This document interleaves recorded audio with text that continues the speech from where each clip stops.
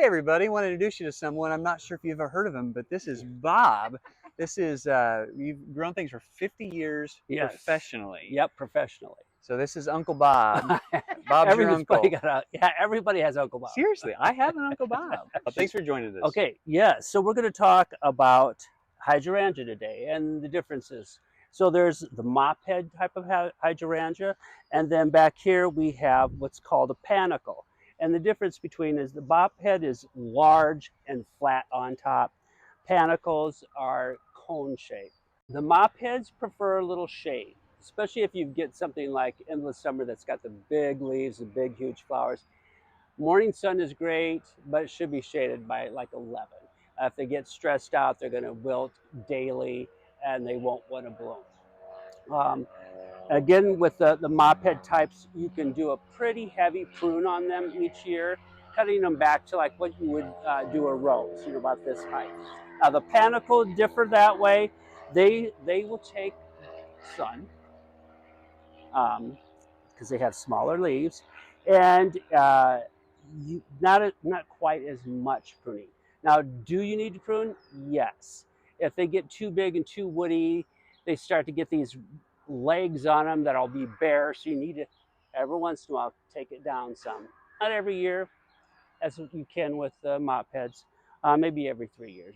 If they get some big branches in there that are, this bigger than the size of a nickel, take them out because they're not going to produce as many flowers. Then let's talk about the watering on these two.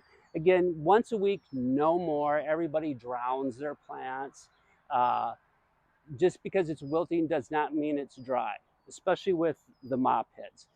They try to get out of the sun, try to get out of the heat, so they're going to wilt. So if you're in doubt, dig down in the soil 3 inches and just check it out. But so far this year, I think we've had sufficient rains. Fertilizing, done in the spring. You can use a soluble fertilizer, which would be like Miracle Grow. You could use a well-balanced fertilizer that's a granular, like 10-10-10, 20-20-20. And there is a slow-release granular that you can put on. It's called Osmocote. That'll last 3 to 4 months. Any of those are fine. So some hydrangeas have the capacity to turn blue, or pinks are kind of a purplish. And to get that good true color to come out, you need to apply aluminum sulfate, usually maybe 3 times a year. And that you would do in the spring once they're foliated, and then maybe midsummer and then late summer. The mop heads tend to be more hollow, almost hollow stemmed. That's what they can die clear back to the ground and come each year. Or panicles do not do that. They're more of a woody plant. The blue ones here, they seem like they go really fast, super popular. What's the story on these? So the blue ones, who can't resist that color? Yeah. It's amazing. And this is what we were talking about, using aluminum sulfate on to get that vibrant blue. If you didn't do that next year, they would be very, very pale blue, or maybe even white. The same way with the pink. This one's kind of an interesting one because it's got the dark leaves too. And they truly need some good shade.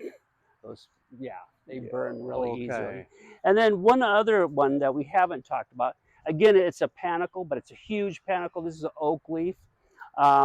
Not for everybody because it has it's kind of coarse looking. Not everybody likes it, but in the right place, it's fantastic. Fall color is incredible, and it smells good. Nice. Yeah. Yeah, that's awesome. I like the oak leaf as well. Yeah, it's very interesting. All right. Well, thanks for joining us, Bob. Thank you for joining us. It's You're welcome. Fun learning from you. Yeah. And we'll probably ask you to come back for all these videos. Holly, who's Holly?